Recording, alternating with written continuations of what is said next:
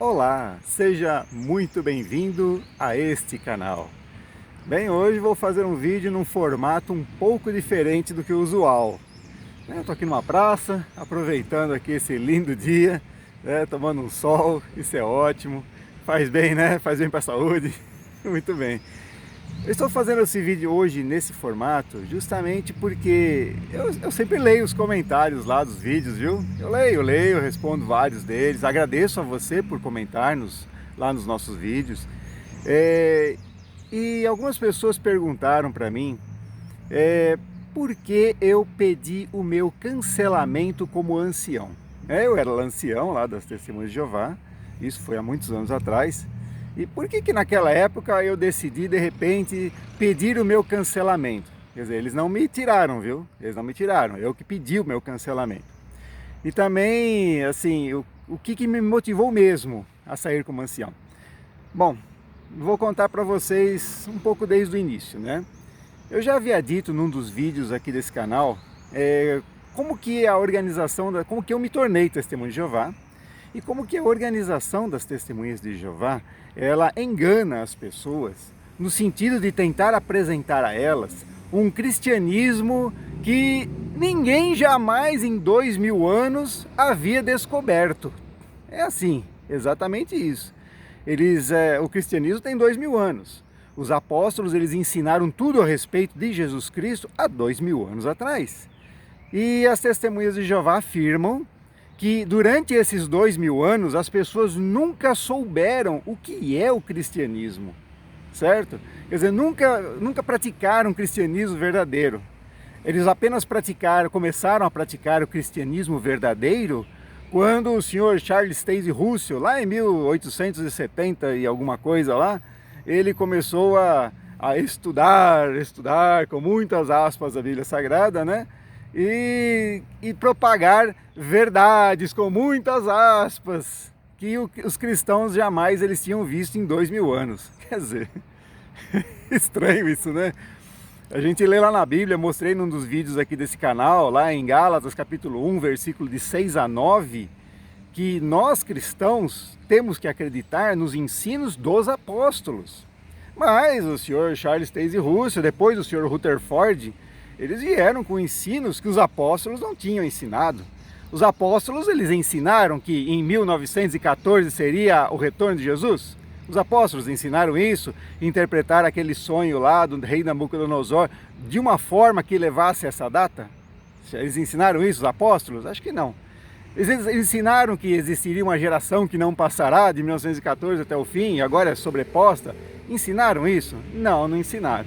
Ensinaram que uma parte dos cristãos iria para o céu e outra parte dos cristãos iria viver para sempre na terra? Os apóstolos ensinaram isso claramente? Não, não ensinaram. Os apóstolos ensinaram claramente que você deve estar associado a uma organização terrestre humana, a um CNPJ, para obter a sua aprovação de Deus? Eles ensinaram isso? Não, não ensinaram. Então, e aí vem lá o senhor Charles Taze Russell, depois o senhor Rutherford, e depois lá o grande oráculo da organização, o senhor Frederick Franz, e eles disseram essas coisas, e a gente acreditou, eu acreditei, que olha, coisas que ficaram ocultas para os cristãos durante 2000 anos agora estão sendo reveladas. Coisas ocultas, isso me lembra um negócio chamado ocultismo, certo? É verdade, se ficou oculto, pertence ao ocultismo, né? Bom, eu deixei para vocês pensarem, mas tudo bem, né? Me empolguei com isso, me tornei testemunha de Jeová.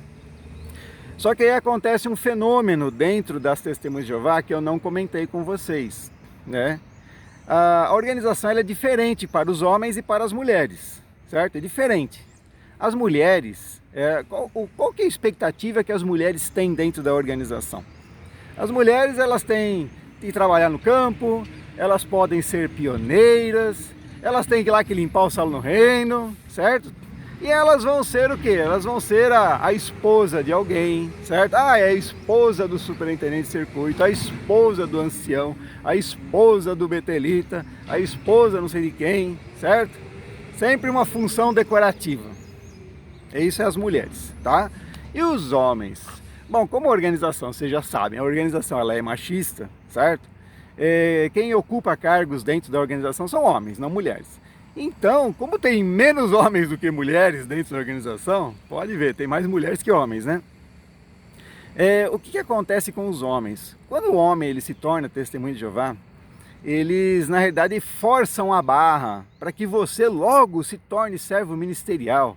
Quer dizer, se você for homem, tiver lá seus 20 anos de idade, se batizou, em 1 ano eles querem que você já se torne servo ministerial. Se você demorar 2 anos, 3, 4, 5, 6 anos para se tornar servo ministerial, você vai ficar mal visto dentro da congregação. Os irmãos vão olhar e falar assim, esse irmão já tem 6 anos batizado, não é servo ministerial ainda? Alguma coisa ele anda aprontando. É isso mesmo. Agora, mas esse preconceito aí, a própria organização, ela ensina os anciãos a terem. Vocês se lembram num dos vídeos que eu mostrei sobre lá como são designados os anciãos e servos ministeriais? Um dos tópicos falava um irmão que se batizou há muitos anos, né? Há muito tempo, e nunca foi designado. É isso aí. E a mesma coisa para alguém que é servo ministerial, demorar 5, 6 anos para se tornar ancião, ser designado ancião. Os irmãos vão achar, embora ele seja servo ministerial, olha, tem alguma coisa errada aí com ele. Certo? Exatamente. E é esse estigma que eu não queria ter. Certo? Porque a gente sabia que realmente existia essa pressão. Existe esta pressão para os homens. Certo? E eu fui designado servo ministerial lá, quando eu fui batizado eu tinha 16 anos, né? Então teve que esperar alguns anos, aí eu fui designado servo ministerial quando eu tinha 19. Olha, no prazo. Só que aí já estava demorando um tempinho para eu ser designado ancião, né? Mudamos de cidade para lá, mudamos de cidade para cá, certo? Aquelas coisinhas. Eles olham mais a minha esposa do que eu, né? Porque minha esposa ela tinha alguns problemas de saúde, e aí ela não era aquela super mega exemplar na congregação, exemplar entre aspas, muitas aspas no exemplar, né? É exemplar daquele jeito que eles consideram, certo?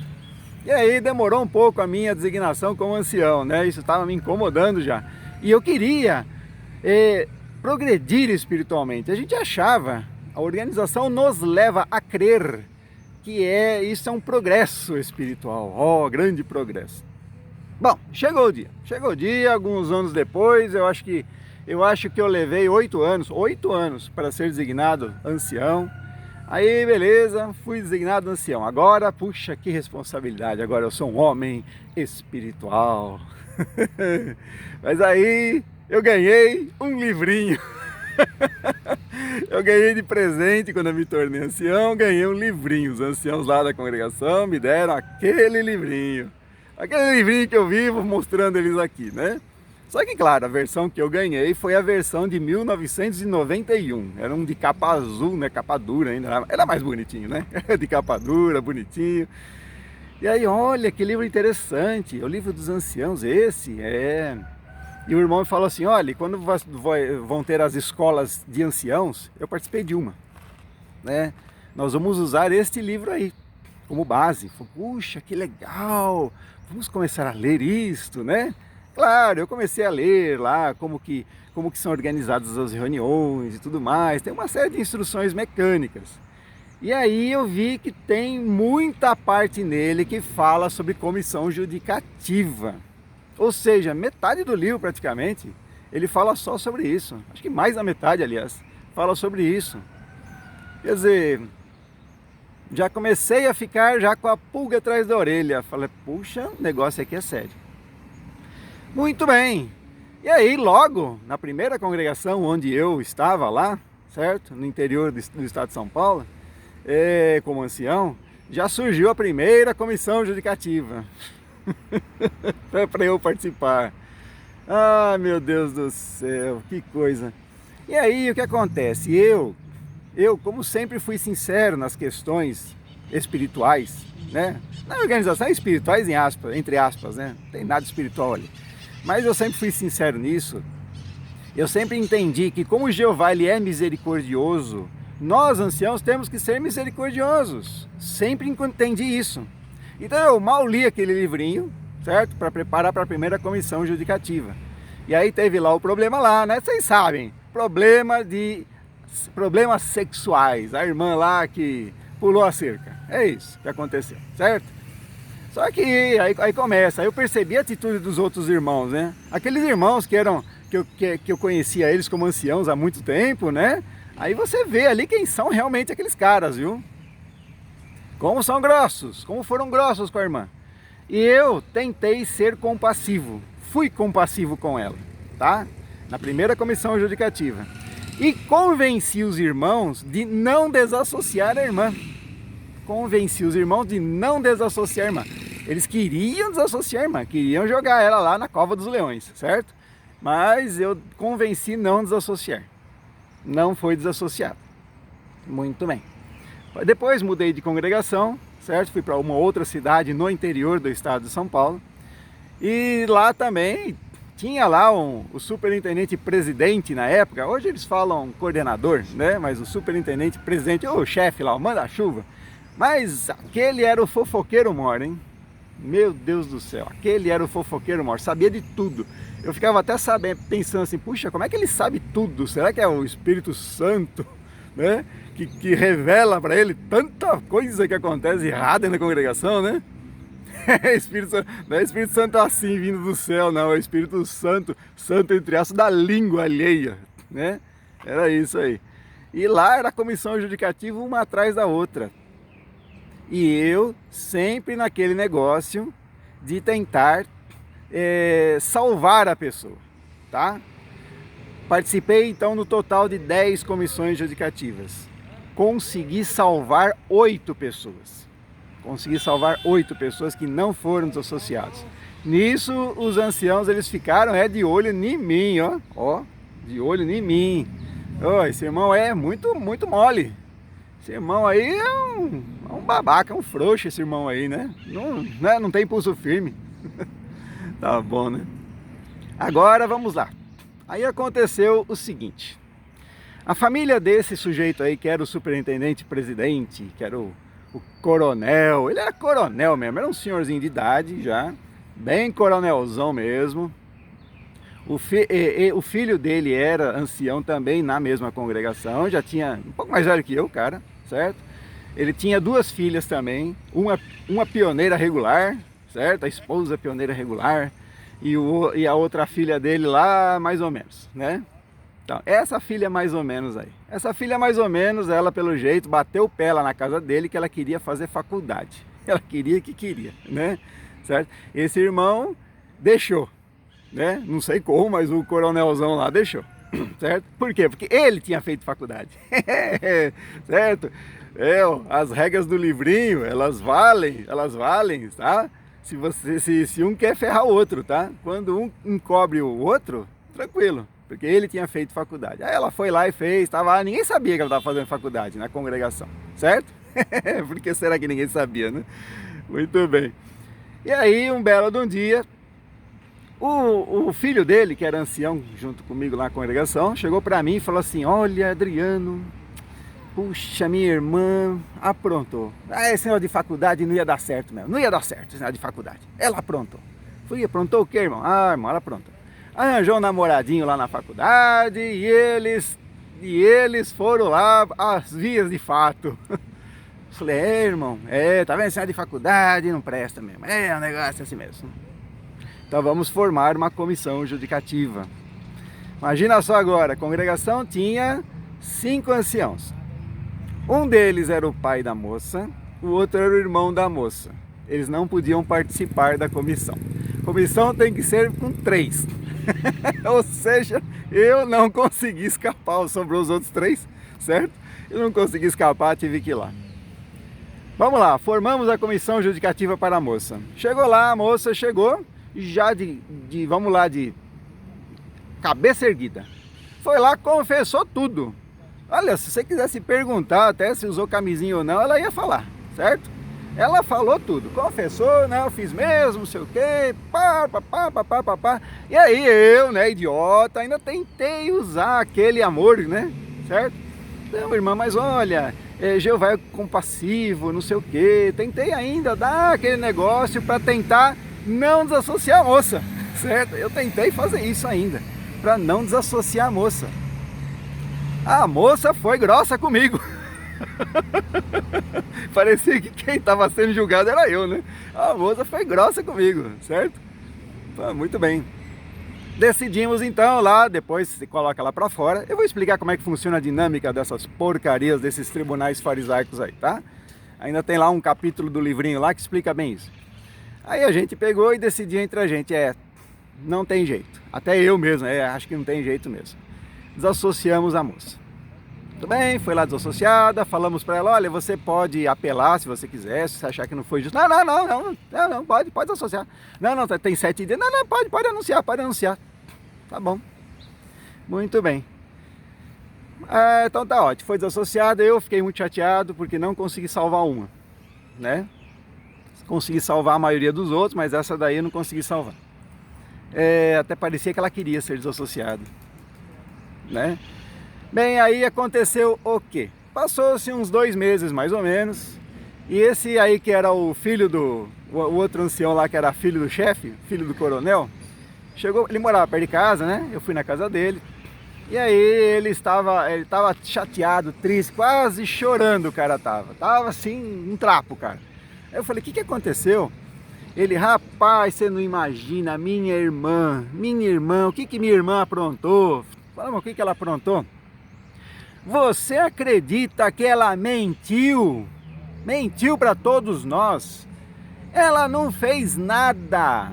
Ela nem namorado tinha. Você se acredita nisso? Eu falei, como assim? Aí quem ficou assustado foi eu. Como assim? Nem namorado tinha? Mas ela não confessou tudo, não falou tudo? Nem namorado tinha. Ela inventou tudo. Mas ela foi convincente. Exatamente, para você ver, né? Como nós somos trouxas, ele falou. Eu falei, mas por que ela fez isso? Né? Ele falou assim, olha, é porque ela queria muito tempo sair. Ela não aguentava mais a organização. Né? E ainda mais meu pai, aquele coronelzão todo lá, ela não aguentava mais isso. Só que ela não queria pedir para sair. Ela queria que saíssem com ela. Ela queria ter motivo para sair. Né? Mas que saíssem com ela. Entendeu? Expulsassem ela. É isso que ela queria. Ela fez tudo de caso pensado. Imaginem como é que eu fiquei. Eu fiquei destruído. Eu falei, então vamos lá conversar com ela, onde que ela está morando? Ela estava em outra cidade, né? Mas onde que vamos lá atrás dela? Eu queria atrás dela. Ela falou, olha, ela não recebe nem a gente, não recebe nem eu.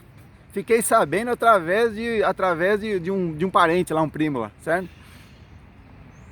Então vejam bem, onde está o Espírito Santo?